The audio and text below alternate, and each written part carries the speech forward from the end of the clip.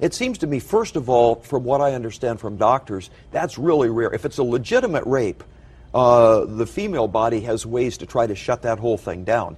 And when it comes to establishing your worldview, I was curious, what newspapers and magazines did you regularly read before you were tapped for this to stay informed and to understand the world? I've read most of them, again, with a great appreciation for the press, for the media. But like what ones specifically, I'm curious that you... all of them, any of them that have... Can demonic spirits attach themselves to inanimate objects? The answer is yes. Welcome to Twat Waffle of the Week. Greetings and welcome to episode 9 of Twat Waffles of the Week. For clarification, I've done a wee bit of information gathering concerning the Grand Gateway Hotel in South Dakota, a story I did last week. If y'all remember, it was the story concerning Connie Yuri. Since final publication of last week's episode, tribal leaders have since filed a notice to trespass.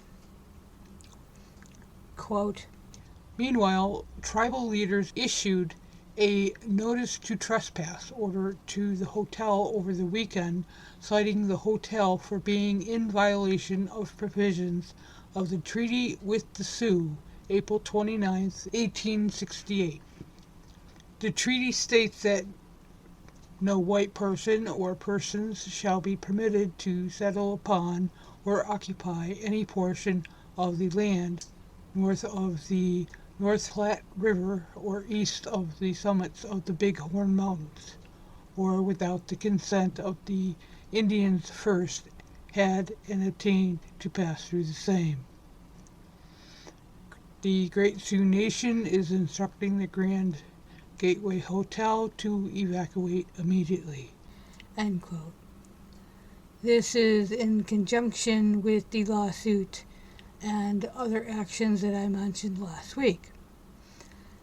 As I've stated prior, it will be interesting to see how this is resolved. In my years of battling Darwin deniers, I have heard and seen many outlandish notions. This has got to be a first. First of all, Darwin was not employed in the manner that Logan is implying. Second, it took Darwin about 10 years to conceptualize and then write his book Origins. And third, Darwinism is an inappropriate term generally used by creationists. Now, as for the Rothschild-based conspiracy to borrow from the Anti-Defamation League via Media Matters, quote, a long-standing anti-Semitic conspiracy theory posits that a cabal of Jews led by members of the Rothschild banking family have been manipulating currency and exerting influence on regional and national events since the early 19th century for the purposes of personal enrichment and or world domination. Anti-Semitic conspiracy theorists claim that the Rothschilds interfered with the American Revolution, financed Nazism and or the Bolshevik Revolution, perpetrated the 9/11 attacks, and created the State of Israel. They also allege that the Rothschilds are some of the chief architects of an impending New World Order, which will abolish nationalities and enslave humanity. End quote. And they can, go back to the Big Bang Theory and Darwin. I mean, when I found out, does anyone know who employed Darwin, where Darwinism comes from? Go ahead. Well, I mean, look it up. The Yeah. Rothschilds. Yeah. It goes right back to 10 Downing Street. All the way. And the same people who employed Darwin. And that's when Darwin, wrote his theory of evolution and so on and so on. And I'm not saying that none of that is true. Right. I'm just saying Darwin was hired by someone to come up with a theory, Correct. right? Based on evidence. Okay, fine. But, even the people, the scientists, all of the people that can take you back to the Big Bang, what is the one question they can never, ever, ever answer? They can never tell you whatever that was, whether it's the molecules or the energy or, all that stuff. All these scientists like that, that evil, horrible person who's the science advisor to Klaus Schwab at the World Economic Forum, who says there's no such thing as freedom. There's no such, there's randomness, but that's not freedom and blah, blah, blah. There's probability and there's this and there's that. Right. You can explain it away any way you like. But how did those things come into being? Yeah. And it was a combination of, it's that question of what came first, the chicken or the egg, right? You can't answer that scientifically. You just can't, because something made that into being, whatever it was. So did you catch the point where Logan really let her true colors shine? Conflating origins with evolution and then calling it a chicken-egg debate. Based on what I am aware of, quote, Her statements criticizing Darwinism and contrasting it with what sounds like creationism seems off topic and like a brand new anti-Semitic belief, or at least a new product to ascribe to the imaginary Jewish cabal that is so beloved by conspiracy theorists. But Logan is in fact drawing from a well-known anti-Semitic belief that Jews oppose God and Christianity. Ironic, of course, given that the Jewish Bible is the source of the creation story used by many fundamentalist Christians. End quote.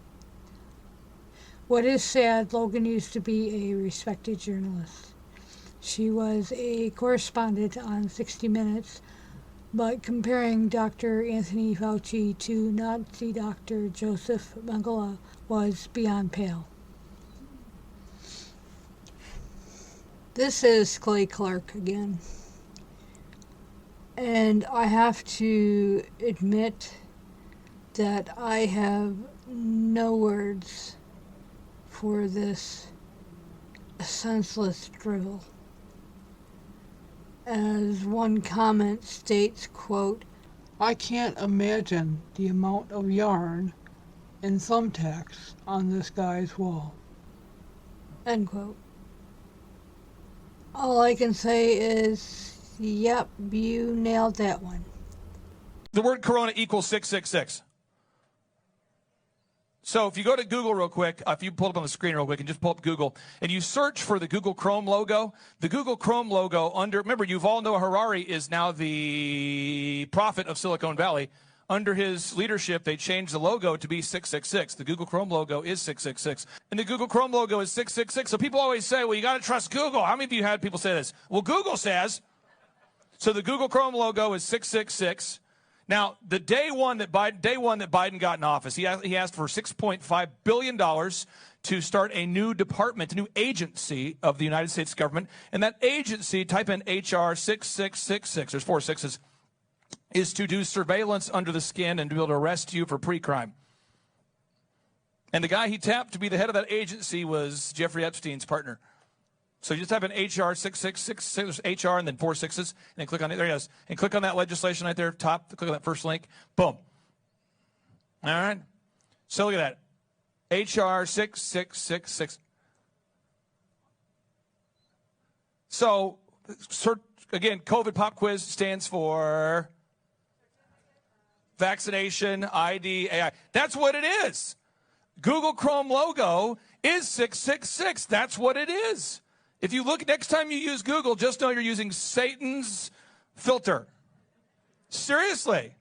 It's very important to know that. Also, Google Chrome, okay, it's called the Chrome is the name of the logo. Chrome is the name of the search engine. It's powered by an operating system called Adreno. Adreno Chrome. You're using Satan's tool every time you use Google. And just to give you an idea, generally, I'm pretty good at finding the flaws in an argument, and I can present an alternative, generally correct view. But this is a mess.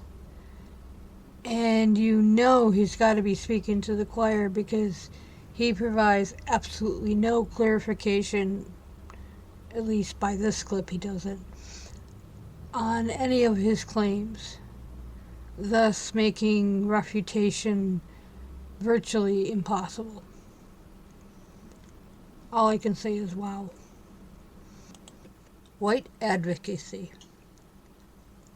What the hell is that? To borrow in part from a comment, I've been using a lot of them this week, quote, It's absolutely insane to me that we are at a point where people are this comfortable with being white nationalists to the point that it is a campaign platform. End quote. The people here are very down to earth. They care about God, they care about their country, and they care about, preserving the Constitution. And so I'm able to be myself. In Palm Beach, I had to appeal to a more independent voting base or a more moderate voting base because it was more liberal there. But, I'm very right wing. I'm running a campaign to the right of the current Republican congressman, and that's what the voters here want. And, pertaining to, your background with white advocacy and being a white advocate and, really pioneering the intellectual discussion, right, around race and demographics in this country. Citrus County, which is in my district, is also the whitest district in the entire state of Florida, too. And so these issues of CRT and anti-white racism and anti-white hatred and this anti-American, anti-white Christian mentality that the Democrats are pushing, right? They're trying to persecute white people. They're trying to persecute Christians, the most persecuted people in the world.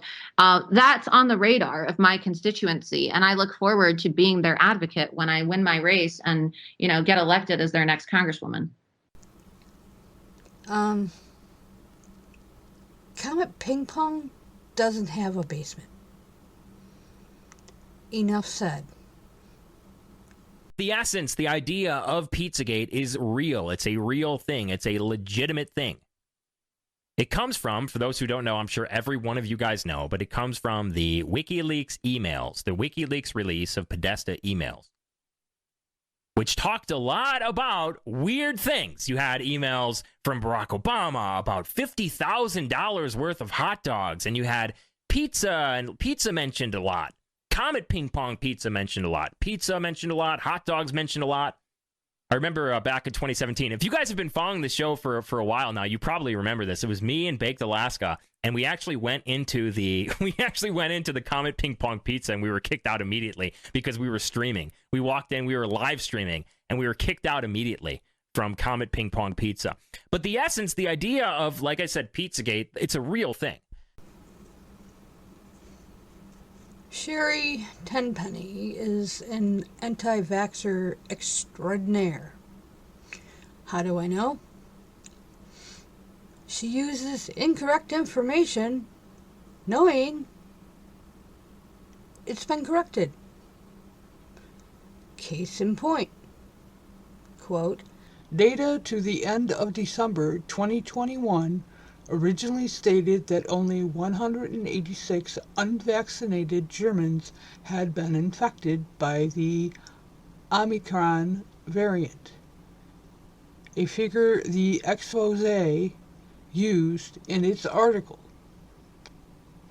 However, this was corrected on January 3rd, 2022, from 186 unvaccinated Omicron cases to 1,097. End quote. So instead of correcting her information, she doubles down on her baseless claims, which is a hallmark of anti-vaxxers. It's the hallmark of science deniers. The more shots you get, the more you destroy your immune system, and the faster that happens. And it's anticipated. The German data says that by the end of 2022, every fully vaccinated person over the age of 30 may have the equivalent of full-blown vaccine-induced immune-suppressed AIDS. Now, remember, this is a woman who recently was invited as an expert witness to a hearing in the Ohio House, had a warning for legislators about coronavirus vaccine. Tenpenny told investigators, or legislators I should say, that the drug could leave people magnetized. And it's also important to note that originally this prediction she made concerning the vaccine was for 2021. Now her prediction stands for the end of 2022. And last but not least, my favorite person, besides Gordon, Mr. David Barton. For as much as this man lies, you would think he is an anti-vaxxer like Tenpenny. But nope, he's just a Christian nationalist. As Kyle Mantila notes, quote, he unveiled a couple new deceptive claims regarding the ratification of the U.S. Constitution, end quote. Well, once they got the Constitution finished, it's not the nation. It's not the document of the nation yet. You have to have it ratified. So you've got to send it to the 13 states and get it ratified. And so they sent it to the 13 states. And if you're going to receive a government document and have a consideration debate over whether to ratify it, where are you going to send it? State capitol? No, it's not the way it happened. North Carolina, Connecticut, Massachusetts, the ratification conventions were held in churches. They sent it churches to ratify the Constitution? Yeah, and then each state had to select a certain number of delegates to attend the ratification convention, and 44 of the constitutional ratification delegates were ministers of the gospel. So again, preachers were highly, highly involved. So according to Right Wing Watch, Barton claims, quote, the Constitution was sent to churches for ratification is outright false. Pretty much anything out of his mouth is false. What actually happened was that the Confederation Congress sent a resolution to all 13 state legislators instructing them to establish conventions that would then vote whether to ratify the Constitution. While most such ratifying conventions were held in the state's legislative chambers, some were held in churches, but for purely practical and not religious reasons. As historian Pauline Maier explains in her book, Ratification, the People Debate the Constitution, the ratifying convention in Massachusetts, for example, was held in a church simply to accommodate the large number of delegates and spectators. Further along, as for Barton giving so much significance to his assertion that 44 of the delegates elected to the various state ratifying conventions were ministers of the gospel, he left out some important context. There were more than 1,750 delegates who cast votes either for or against ratification, meaning that the people he identifies as ministers of the people represented less than 3% of the total number of delegates. Hardly proof that preachers were highly involved.